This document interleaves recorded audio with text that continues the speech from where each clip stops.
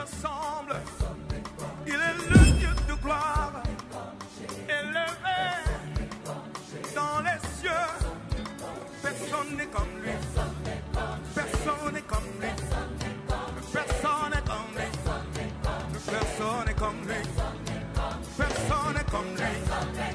Personne n'est comme lui. Personne n'est comme lui.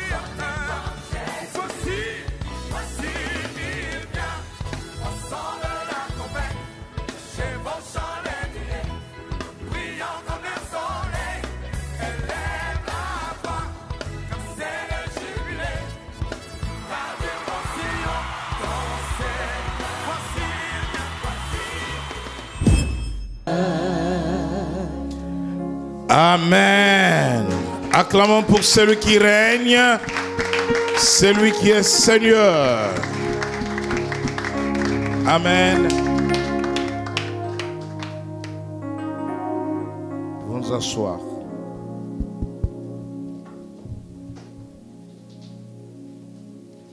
Vous savez, s'il y a un moment des rendez-vous importants pour l'homme,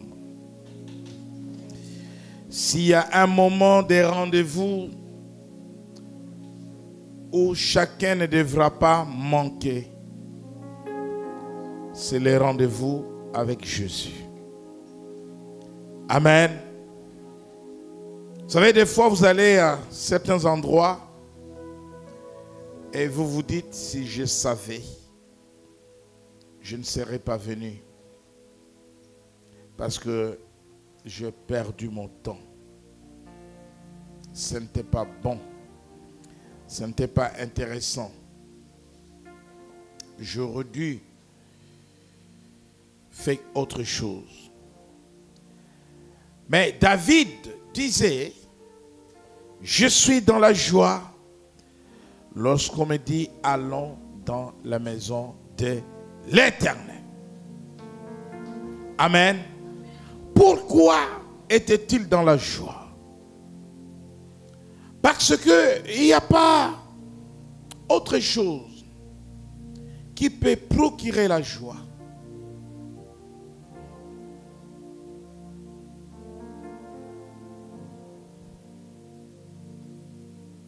Si ce n'est de louer Dieu, de l'adorer.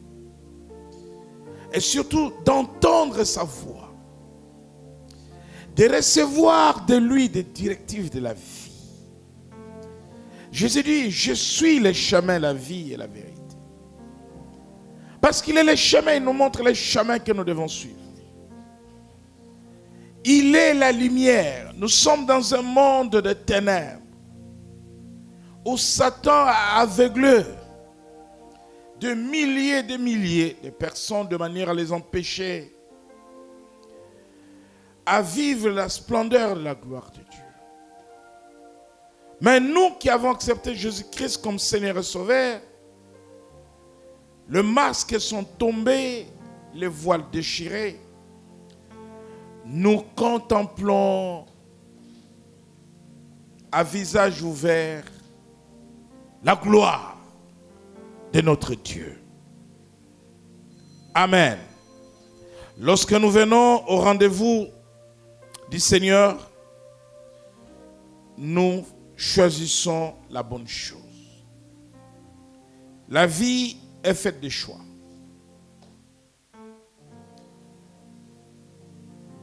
Du matin au soir, l'homme opère beaucoup de choix.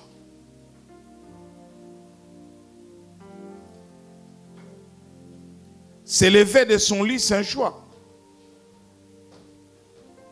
Je peux choisir de rester au lit.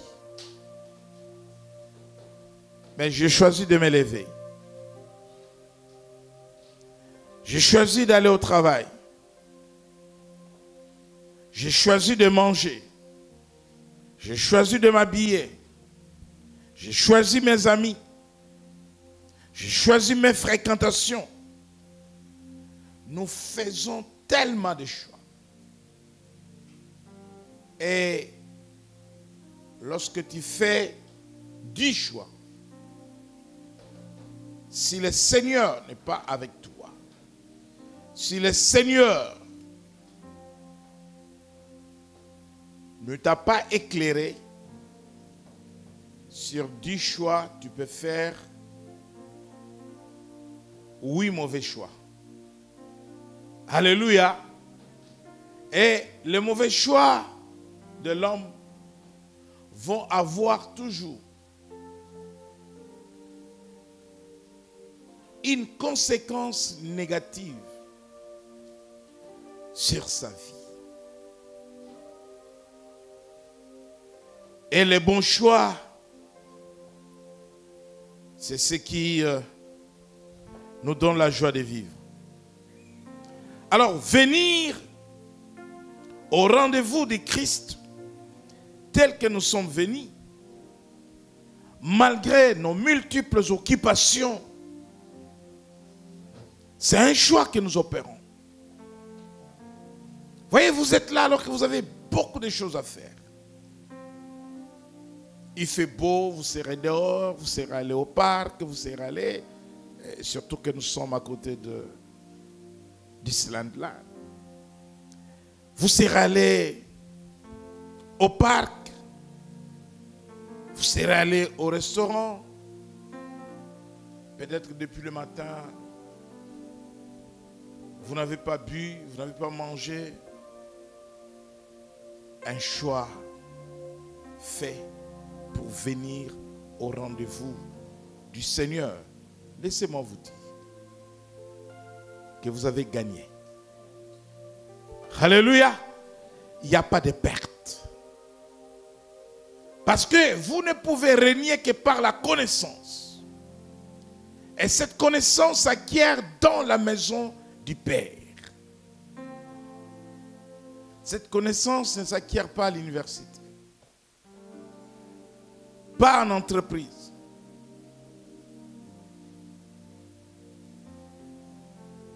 Vous savez, nos pays, nos nations sont en perte de vitesse. Parce que les dirigeants de la terre aujourd'hui ne font pas appel aux sages. Ne font pas appel aux prophètes de Dieu. Autrefois, lorsque tout allait mal, le roi faisait venir les sages. Et les sages, on les trouvait parmi les fils du royaume.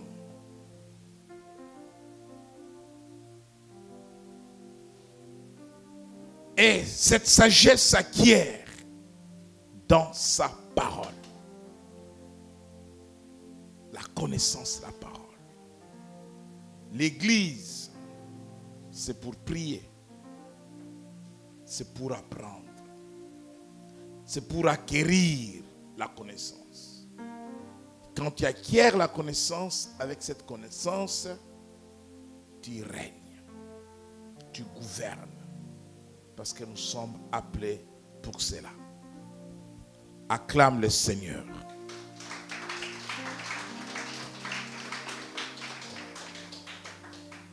Je vous encourage donc, par ces propos, à venir au rendez-vous du Seigneur.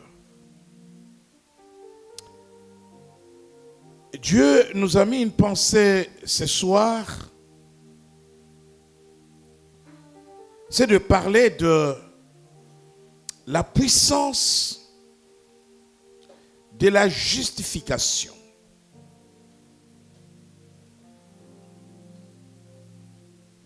Vous savez, j'ai reçu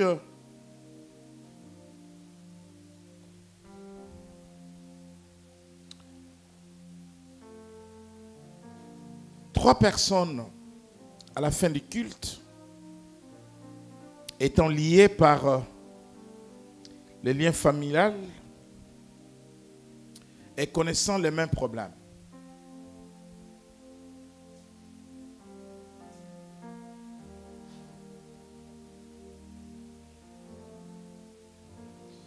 Leur souffrance Et une d'entre elles est en train de déprimer.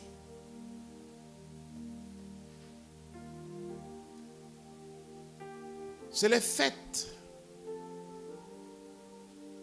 de croire,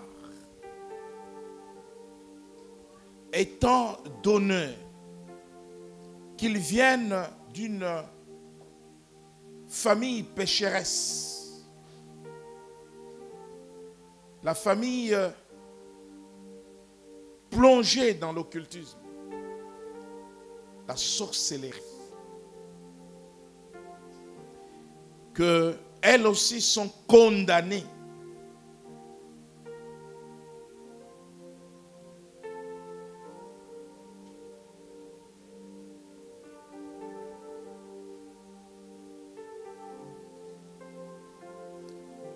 comme nous vivons à une époque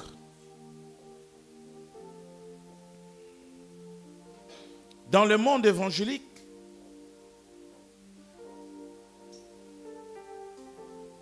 beaucoup d'enfants de Dieu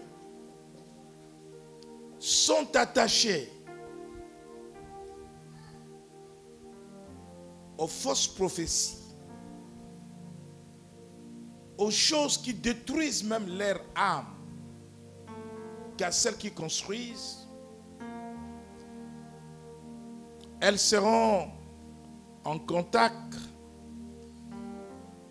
avec un pasteur en Afrique. Et ce pasteur leur dit: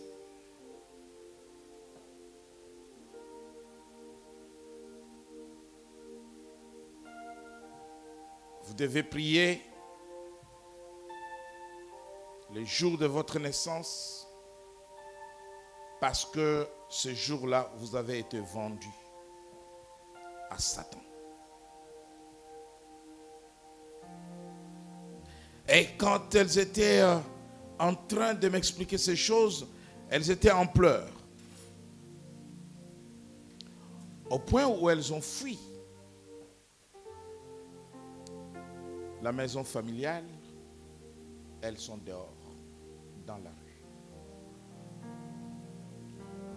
Le problème, c'est quoi?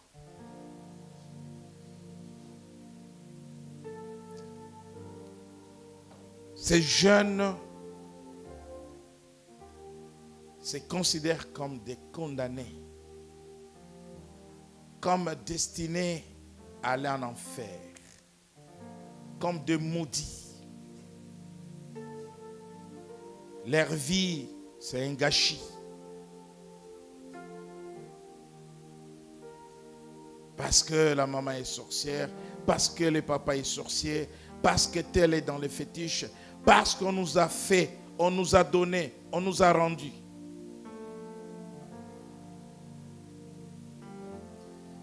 Je suis là ce soir pour te dire que l'évangile de Jésus-Christ est venu à l'homme pour libérer et non pour condamner. Ce soir, je suis là pour te dire que la Bible déclare dans le livre de Romains, chapitre 8, verset 1, qu'il n'y a plus de condamnation pour ceux qui sont en Jésus. Je vis cette fille avec son bébé en pleurs dans mon bureau. Je vais mourir, mon bébé va mourir. Parce que nous sommes livrés à Satan.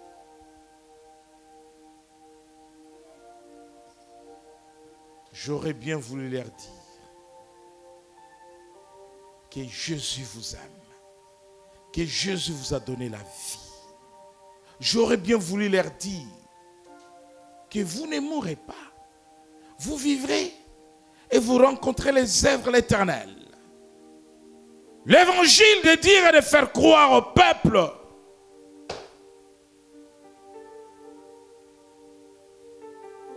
qu'ils sont destinés à la mort n'est pas celui que j'annonce. Parce que moi, je sais une chose. Quand Dieu choisit quelqu'un, quand Dieu appelle quelqu'un, parce que vous et moi avons été appelés par Dieu, ce que Dieu fait, il nous justifie. Il ne nous laisse pas sous la condamnation. Quand bien même que nous avons été livrés à Satan, quand bien même que nous avons été envoûtés, quand bien même que nous avons été maudits, quand bien même que nous avons été ensorcelés, mais à partir du moment où le Seigneur nous appelle, il nous justifie. C'est cela la puissance de la justification. Nous lisons la parole de Dieu dans le livre de Zacharie, au chapitre 3.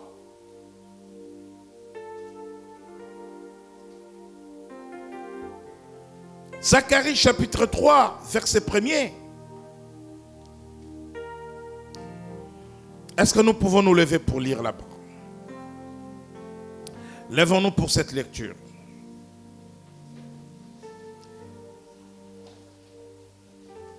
Pendant cette lecture, que chacun se regarde comme Josué. Il me fit voir Josué, le souverain sacrificateur. Alléluia. N'oublie pas que tu es un sacrificateur. Parce que Jésus dit, je fais de vous un royaume de sacrificateurs.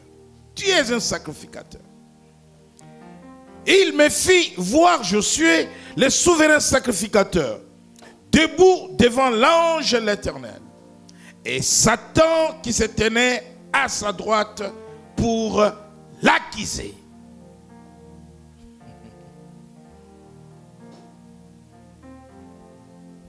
L'Éternel dit à Satan, que l'Éternel te réprime, Satan. Que l'Éternel te réprime. Lui qui a choisi Jérusalem, et ne s'est pas là à un tisson arraché du feu. Or, Josué était couvert de vêtements sales. Et il se tenait debout devant l'ange. L'ange prenant la parole dit à ceux qui étaient devant lui, ôtez-lui le vêtement sale. Puis il dit à Josué, vois, je t'enlève ton iniquité et je te revêts d'habits de fête. Je dis qu'on mette sur sa tête un turban pur. Et ils mirent un turban pur sur sa tête.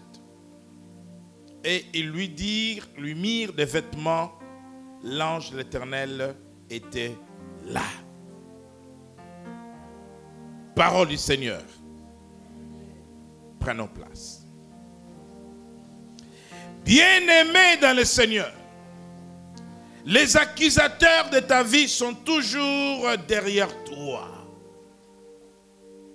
Dans tes pensées, Satan t'interpelle. Tu avais volé, tu avais avorté, tu avais tué, tu avais menti. Tu étais chez les marabouts, tu étais chez les féticheurs. Tu étais. Au point même de te dire, ce n'est pas la peine, toi tu es sorcier. Aucune délivrance n'est possible pour toi. Lorsque la Bible parle de l'ange de l'Éternel dans ce texte, comme dans d'autres de l'Ancien Testament, comment faire la différence entre l'ange de l'Éternel ici et les autres anges de Dieu? Ici, il ne s'agit ni de Gabriel ni de Michael. Dans l'Ancien Testament, selon les contextes des textes, lorsque vous voyez l'ange de l'Éternel faire faire des choses qui relèvent du pouvoir de Christ, c'est Jésus. C'est Jésus. Lorsque vous voyez l'ange de l'Éternel dire à Moïse, enlève tes chaussures de tes pieds, c'est la prosternation, c'est l'adoration, c'est Jésus. Jésus apparaissait comme l'ange de l'Éternel avant qu'il vienne dans la forme humaine. Parce qu'il n'y a que lui qui peut ôter le péché de quelqu'un. Gabriel ne peut pas ôter le péché de quelqu'un. Michael ne peut pas ôter le péché de quelqu'un. Amen. Lorsque vous voyez dans la Bible, quelque part dans l'Ancien Testament, quelqu'un se prosternait devant l'ange, c'est Jésus. Parce que nous n'avons pas droit, nous, les enfants de Dieu, créés à l'image de Dieu, de nous prosterner devant les anges, parce que les anges ont été créés pour nous servir. Amen. Donc, l'ange de l'Éternel dont nous parlons ici dans ce texte, ce n'est pas dans tous les textes, mais je dis dans ce texte, il s'agit de Jésus parce que c'est lui qui ôte le péché du monde. Jean-Baptiste l'a présenté à ses disciples. Quand il l'a vu, il dit, voici l'agneau de Dieu qui ôte le péché du monde. Et c'est cet ange-ci.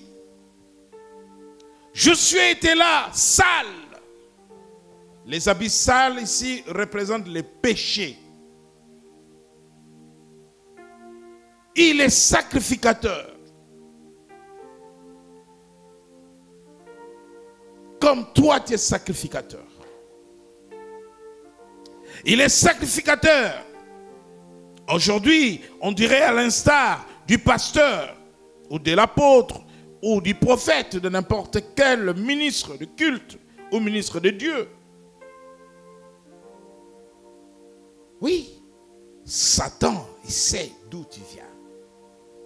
Satan a connaissance de toutes les bêtises que tu as faites par le passé. Il sait.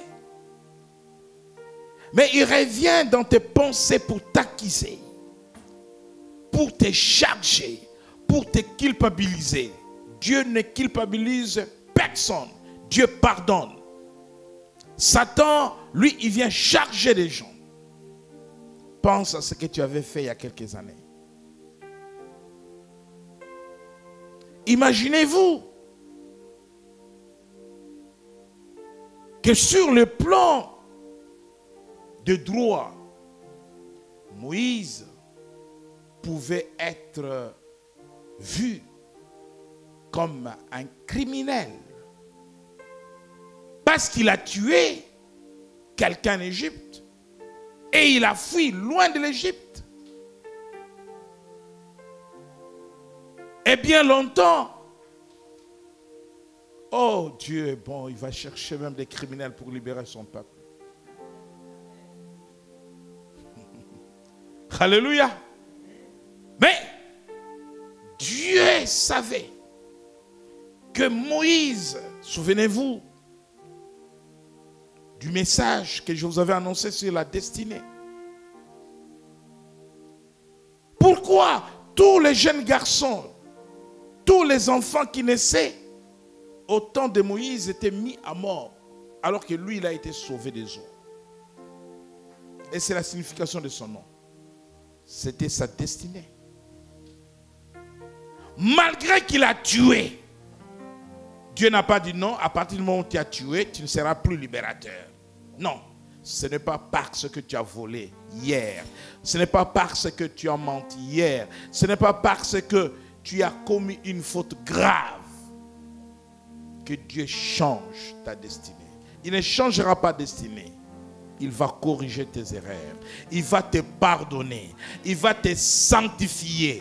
Mais il ne changera pas ta destinée parce que Dieu ne renonce pas à ses plans. Si tu es appelé à devenir président de la France, tu le deviendras. Ce n'est pas parce que hier tu avais volé, tu étais en garde à vue, Dieu dira non, toi tu es un voleur, si tu arrives à la tête de l'État, tu vas détourner de l'argent. Non, tu y arriveras, il va te pardonner, il va te sanctifier, il va te justifier. Alléluia. Cela ne veut pas dire qu'il faut aller pécher. Cela ne veut pas dire que maintenant je vais sortir, je vais embrasser le péché parce que de toutes les façons, tout est prédestiné. Non. Je parle de ton péché que tu as connu dans l'ignorance avant de recevoir Jésus-Christ comme Seigneur et Sauveur. Même si ton père est sorcier, ta mère est sorcière, même si toi-même tu as été initié à la sorcellerie, si Dieu t'a appelé à être son serviteur, tu le serviras. Amen. Parce que tu seras délivré de la sorcellerie. Je parlais à ces jeunes filles venant de la même famille. Je dis, votre problème, c'est parce que vos parents sont dans la sorcellerie. Et maintenant, vous avez la révélation de la sorcellerie des parents et des pasteurs qui les détruisent. Révélation sur révélation. Je dis, vous savez, Satan sait que vous avez besoin de prophétie. Et il s'est mêlé dans l'affaire. Les prophéties, vous en aurez encore, encore et encore. Et voyez le but de Satan, l'une d'entre elles est en train de faire la dépression. Elle n'a plus envie de vivre.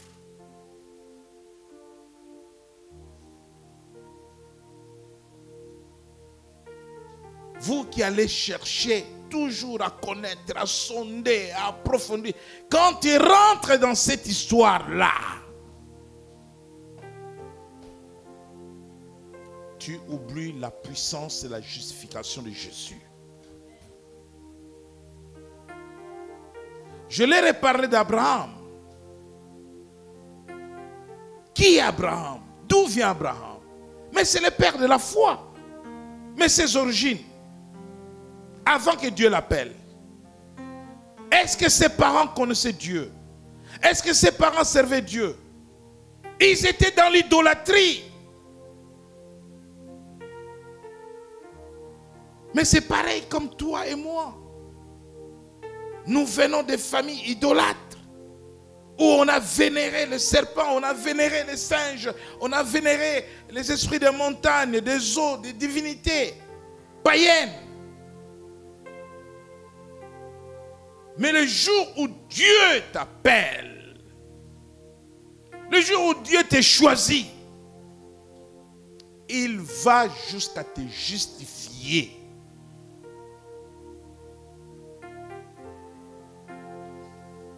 Et il va te justifier jusqu'à ce que tu rentres dans sa gloire. Qu'est-ce que c'est une personne justifiée? Une personne justifiée en justice, c'est quoi? C'est une personne à qui on a fait bénéficier une grâce. Lorsque le président de la République décrète une mesure de grâce, libérer tel prisonnier, libérer tel prisonnier, libérer tel prisonnier, tel que Madame Jacqueline Sauvage. Jacqueline Sauvage. Sauvagerie comme son nom. Elle a tué son époux. Vous avez suivi l'affaire en France. Jacqueline Sauvage. Ça, c'est le problème du nom. Chaque nom est accompagné des actes. semble-t-il, parce qu'elle était une femme battue depuis 40 ans et tout. Elle a tué. Il y a eu une grâce présidentielle. François Hollande a demandé à ce qu'elle soit libérée, qu'elle sorte de la prison. Normalement, elle devrait taper 25 ans ou finir ses jours en prison.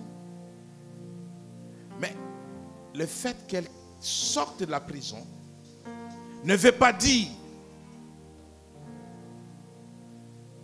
qu'elle n'avait pas commis l'acte.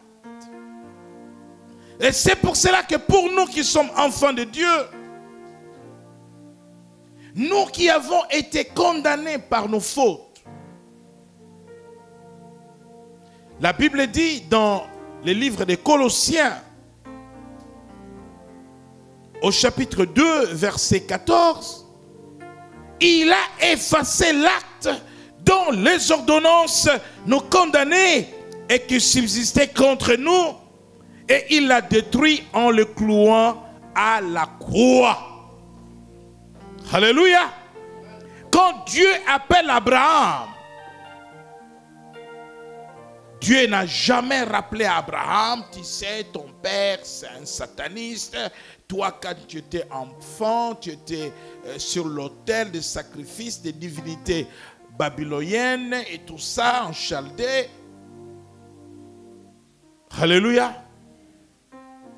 Ne faisons pas le culte de mémoire du passé. Mais comprenons que quand Jésus nous appelle, il nous justifie. Il nous fait passer du royaume des ténèbres. Et c'est cela la délivrance.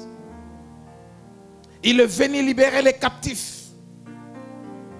Dieu a appelé Abraham et dit, je ferai de toi un grand homme, un grand monsieur. Tu seras une source de bénédiction pour les nations. Abraham n'est pas le fils d'un pasteur. Abraham n'est pas le fils d'un prophète. Son père ne connaissait pas Dieu. Et dans Romains au chapitre 8, Dieu ne se limite pas seulement à nous choisir et à nous appeler. Verset 28. Romains chapitre 8, verset 28. Nous savons du reste que toute chose concourt au bien de ceux qui aiment Dieu, de ceux qui sont appelés selon son dessein. Car ceux qu'il a connus d'avance, il les a aussi prédestinés à être semblables à l'image de son Fils, afin que son Fils fût le premier-né entre plusieurs frères. Et ceux qu'il a prédestinés, il les a aussi appelés. Et ceux qu'il a appelés, il les a aussi justifiés. Amen. Pourquoi Dieu va-t-il justifier ce qu'il a appelé? Il y a la prédestination de Dieu. Psaume 139, verset 16. Tu n'étais qu'une masse dans le ventre de ta mère, je te connaissais. Et dit à Jérémie, je fais de toi prophète alors que tu étais dans le ventre de ta mère. C'est la prédestination de Dieu. Maintenant, la destinée, c'est le plan que Dieu a écrit pour chacun d'entre nous. La Bible dit que nous naissons de la lignée adamique. La nature adamique en nous à la naissance, c'est la nature pécheresse. Nous naissons à cause d'Adam et Ève, nous naissons pécheurs. Pécheurs, mais prédestinés et destinés. Maintenant, entre la naissance et l'appel de Dieu, quand intervient l'appel de Dieu? Je ne parle pas de l'appel pour être pasteur ou être apôtre, l'appel pour devenir enfant de Dieu. À tous ceux qui l'ont cru, dans l'évangile de Jean chapitre 1, il dit, il leur a donné le pouvoir de devenir enfants de Dieu, nés non du sang ni de la chair, mais de l'esprit. Nouvelle naissance. C'est là qu'intervient l'appel de Dieu. Mais il se passe dans la vie de chacun d'entre nous des choses qui nous condamnent, soit par des parents, soit par nous-mêmes, de malédictions conscientes, inconscientes. Ça, c'est entre la naissance et l'appel et la conversion de chacun. C'est l'appel. Entre la naissance, tu ne connaissais pas Dieu. Même les enfants des hommes de Dieu, des femmes de Dieu, font des bêtises. Sont dans de... Nous naissons tous de péchés. Et en tant que tel, même si à ta naissance, je reçois certains... mais moi, en tout cas, je ne sais pas, je n'ai jamais été consulté un féticheur, un marabout, déjà tout petit. Moi, j'étais à l'école de dimanche. Mais moi, je suis passé par l'école de dimanche. Je sais ce que c'est l'école de dimanche. Je peux te dire que moi-même, j'allais à l'école de dimanche d'abord pour bien manger. Parce que notre école de dimanche, c'était une école de dimanche américaine. Les monitrices sont des américaines. C'est vraiment du repas. Pendant que les parents sont dans le temple, et nous, les enfants, nous sommes... Et notre école de dimanche, c'était jusqu'à l'âge de 13-14 ans. Jusqu'au niveau collège. Chanter, danser, faire des poèmes, des récitations. Mais le but, nous allions pour manger. Parce qu'on mangeait bien à l'école de dimanche. Alléluia. Je sais ce que c'est l'école de dimanche. Et des fois, je voudrais que les enfants écoutent la parole au même moment que le parent. Et cela est dans la Bible. Pourquoi les disciples ont repoussé les enfants? Et Jésus dit, laissez les enfants venir à moi. Il les bénit. Parce que les enfants étaient là avec leurs parents. Et vous savez, les enfants, ils sont toujours enfants. Ils voulaient toucher Jésus, ils voulaient déranger Jésus. Toujours enfants. Jésus dit non, laissez-les. Parce que les disciples voulaient mettre les enfants qui dérangeaient, dehors. Et certains disent, j'étais à l'école de dimanche, après l'école de dimanche, j'ai suivi les affermissements, après les affermissements. Même en passant par l'école de dimanche, nous naissons tous pécheurs. Un bébé n'est pas un innocent. Un bébé n'est pas un ange. Ce n'est pas écrit dans la Bible quelque part. Un bébé est pécheur comme tout pécheur. Amen.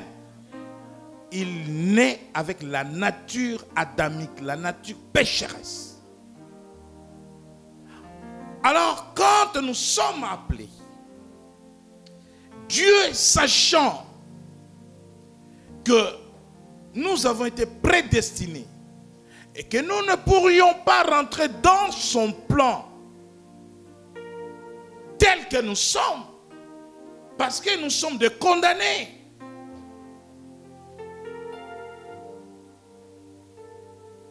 Nous sommes des condamnés.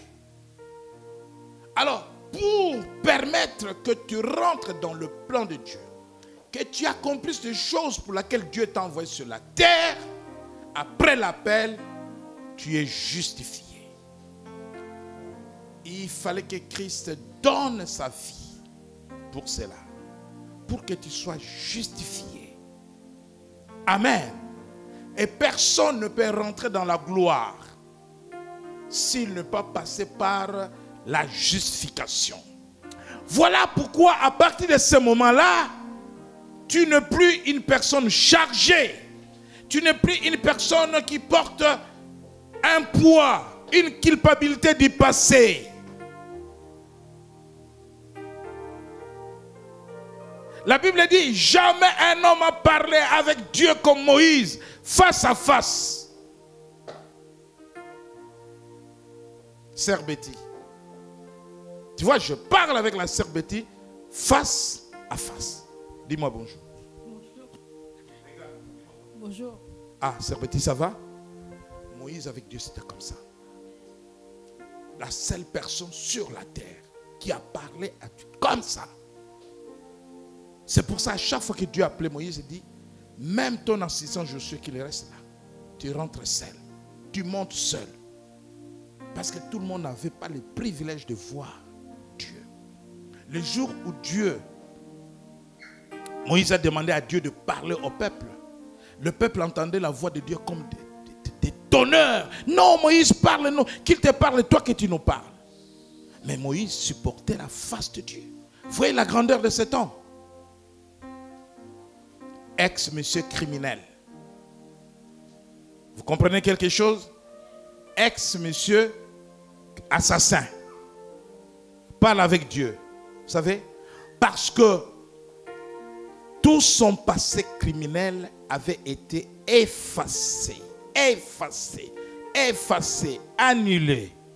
Dieu voyait un Moïse justifié. Amen. Et donc, enfant de Dieu, ne continue plus à vivre chargé avec le poids du passé, avec le poids de l'histoire mauvaise de la famille. Il y a des histoires mauvaises de familles qui continuent à inquiéter les gens. Il y a des histoires mauvaises de familles qui continuent à faire pleurer des gens. Dieu peut changer l'histoire de ta famille. Il a changé l'histoire de la famille de Joseph.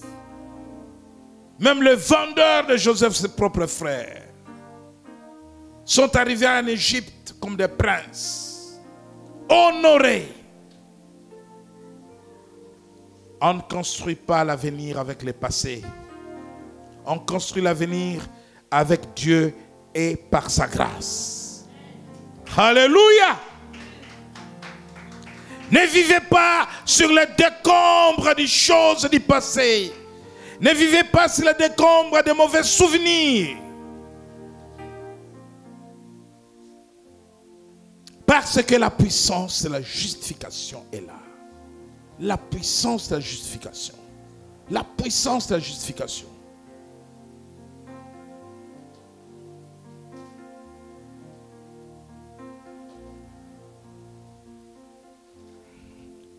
Nous voulons prier.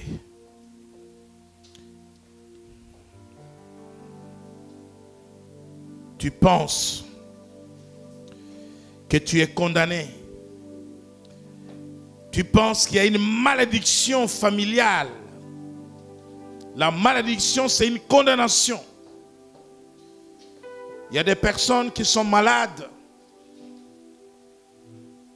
souffrant de maladies génétiques ou héréditaires. Alléluia. Et ces personnes se disent, bon, je fais avec, je vis avec. Je prends le médicament à vie. En Jésus, il n'y a pas de médicament à vie à prendre. Ce soir, tu peux arrêter de prendre ce médicament-là. Parce qu'il te guérit. Alléluia.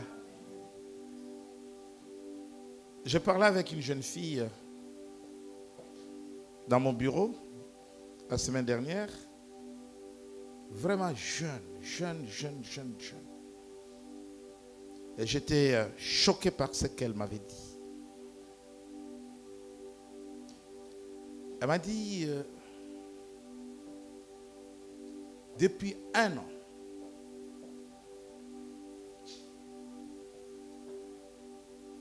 jeune fille, même pas 25 ans, depuis 1 an, elle vit une situation comme si elle était rentrée dans la phase, la ménopause, depuis 1 an. Vous imaginez? 1 an. Je dis, quoi? Pourquoi tu n'es pas venu me voir?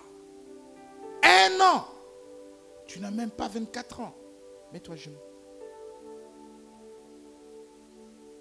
Au nom de Jésus. Cool.